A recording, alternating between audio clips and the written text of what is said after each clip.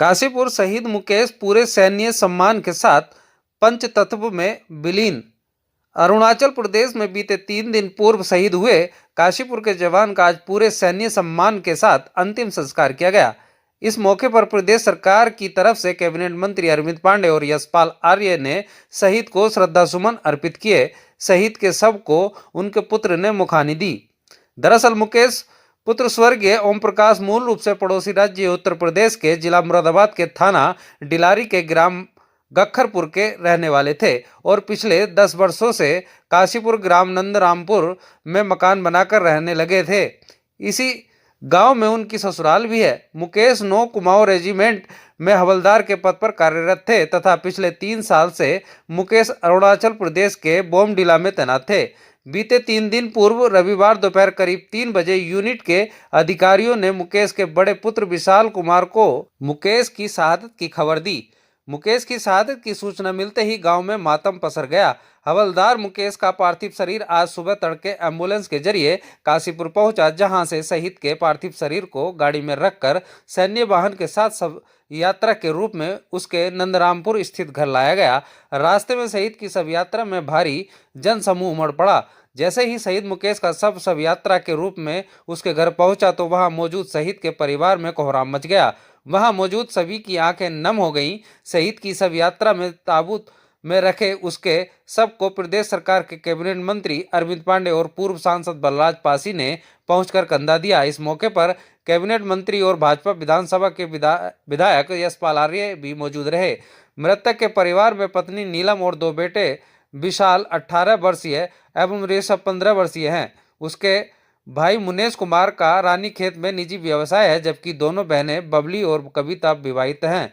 शहीद मुकेश के परिजनों के मुताबिक मुकेश कुमार 4 अप्रैल 2021 को सेवानिवृत्त होना था। मुकेश का इरादा सेवानिवृत्त होने के बाद अपना कारोबार करने का था।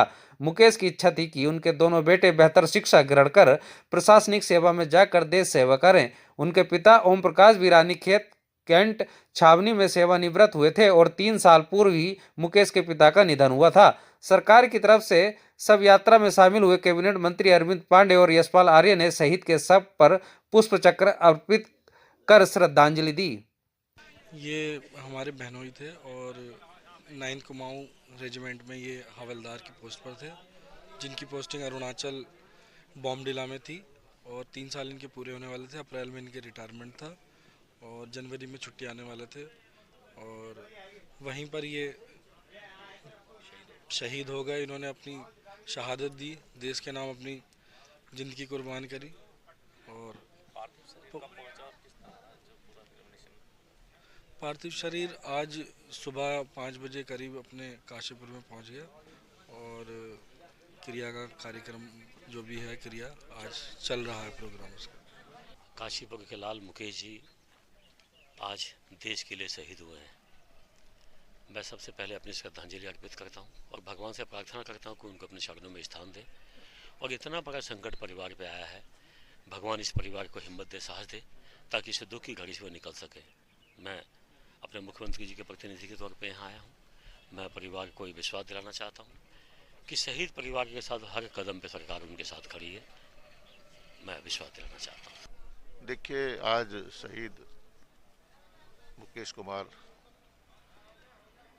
देश के लिए, देश की रक्षा में उन्होंने प्राणों की आहुति दी है, उन्होंने बलिदान दिया है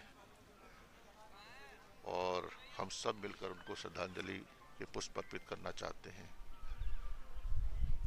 देश की सीमाओं पर हमारे देश के लाल ने, हमारे देश के युवाओं ने देश को की सुरक्षा के लिए हमेशा बलिदान दिया है। इतिहास गवाह है। आज मुकेश कुमार भी उसी श्रेणी में आते हैं। वो दिवंगत हो चुके हैं और हमेशा हमारी सरकार ने, माननीय मुख्यमंत्री ने सहायता दी है, आर्थिक सहायता दी है, मदद दी है। इनकी मृत्यु का कोई मोल नहीं है, लेकिन जो एक सरकार का लक्ष्य है कि शहीदों के परिवारों को आर्थिक रूप से मदद दी जाए, सरकार पूरी मदद कर